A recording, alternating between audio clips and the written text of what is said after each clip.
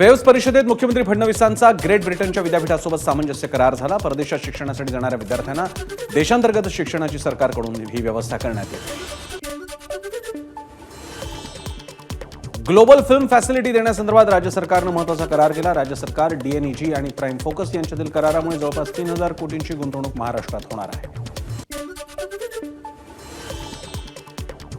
राष्ट्रवादी शरद पवार पक्षाचे आमदार जितेंद्र आव्हाडांना जीवे मारण्याची धमकी आली आहे। 2 मोबाईल क्रमांकांवरून आव्हाडांना ही धमकी आल्याचं कळतंय। सुमी देशमुख नावानं धमकीचे फोन येत आहेत। एक्स पोस्ट करत आव्हाडांनी ही माहिती दिली। दिल्लीला अवकाळी पावसाचा तडाखा बसला। झाड घरावर पडल्यानं आई आणि 3 मुलांचा मृत्यू झाला। द्वारका परिसरात पावसामुळे घरावर झाड कोसळून ही घटना घडली।